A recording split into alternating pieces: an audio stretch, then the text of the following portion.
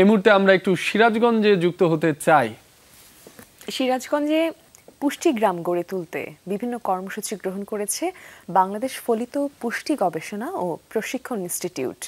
পুষ্টিগ্রামের এই উদ্যোগ সম্পর্কে বিস্তারিত জানাতে সরাসরি যুক্ত হচ্ছেন সহকর্মী গোলাম মোস্তফা রুবেল। রুবেল, শুভ সকাল। শুভ সকাল রুবেল। শুভ সকালে রাব্বি এবং মিমি, সেই সাথে সকালে বাংলাদেশের সকল দর্শকদের। প্রিয় দর্শক, আপনারা জানেন যে সিরাজগঞ্জ জেলা একটি কৃষি নির্ভরশীল জেলা। এই জেলাতে কিন্তু কৃষিতে সবসময় এগিয়ে থাকে।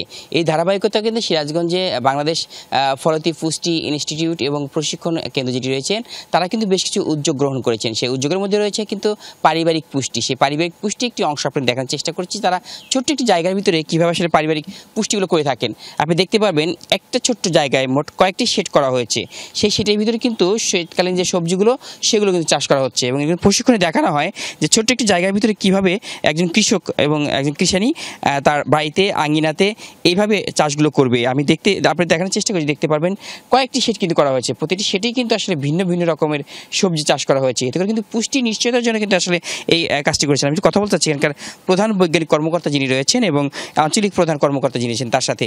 আপনারা আসলে কী ধরনের প্রশিক্ষণ দিয়ে থাকেন? এর মাঝে দিয়ে মানুষের পুষ্টি কতটুকু পূরণ হয় বলে মনে করছেন? আমরা খাদ্যভিত্তিক পুষ্টি বিষয়ে প্রশিক্ষণ দিয়ে থাকি এবং পাশাপাশি যে মানুষ তার নিজের বাড়িতেই যে অব্যবহৃত জায়গাগুলিতে কিভাবে যে ব্যবহার করে যে বিভিন্ন ধরনের শাক সবজি ফল মূল চাষ করে যে তার পুষ্টি নিশ্চিত করতে পারবে। একটি মানুষ যে মধ্যম বয়সী তার জীবনে সবগুলি যে পুষ্টি উপাদান নিশ্চিত করতে গেলে তাহলে অন্তত যে 200 গ্রাম সবজি, 100 গ্রাম শাক এবং 100 গ্রাম ফল খাওয়া উচিত। আর সেটা যদি নিরাপদ হয় সেটা তার শরীরের জন্য আরও ভালো হবে।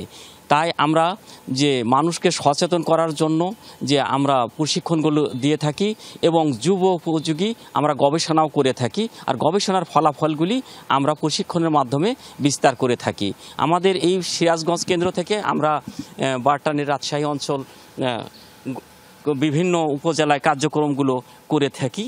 যে আমরা এখানে যে সরাসরি একজন প্রশিক্ষণার্থীকে এসে দেখায় যে তার বাড়িতে স্বল্প পরিসরে যে জায়গাগুলি আছে সেখানে কিভাবে ছোট ছোট বেড করে যে সেখানে যে সারা বছর যে কিভাবে সে তার পুষ্টিটা নিশ্চিত করবে, কিভাবে শাকসবজি উৎপাদন করবে, কিভাবে বছরে কোন সময় কোন ফলটি পাবে।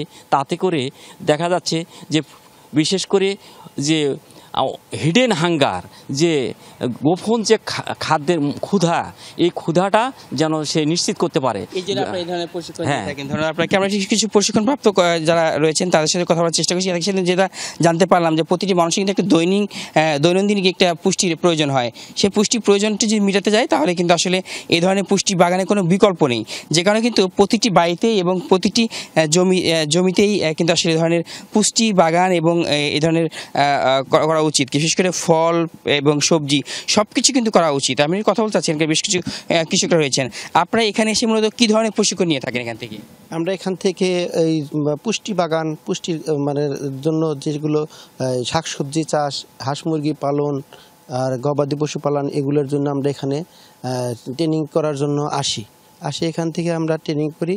এগুলো আমরা বাড়িতে যাই এগুলো বাস্তবায়ন করার জন্য চেষ্টা করি এবং আমরা এটা বাস্তবায়ন করতে পেরেছি। আমরা অনেকখানি স্বাবলম্বী হয়েছি। ধন্যবাদ আপনাকে, ধন্যবাদ। আমি যতটুকু জানি যে একজন সফল কৃষক আপনি এবং ভিন্ন সবসময় আপনি চাষ করে থাকেন।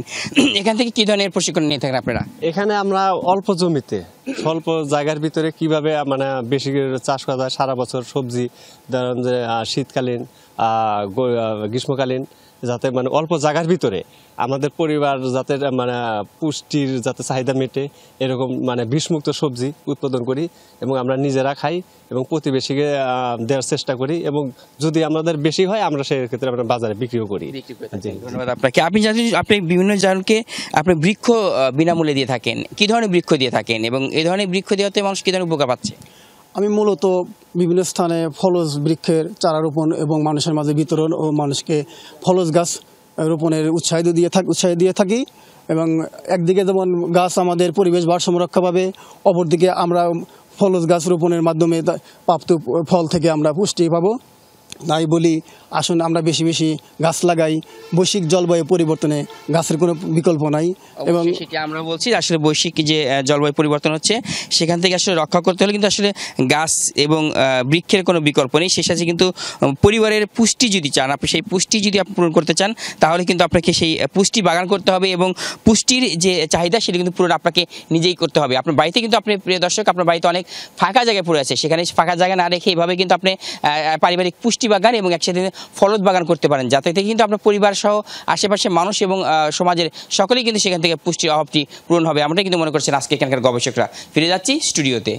রুবেল, আপনাকে ধন্যবাদ।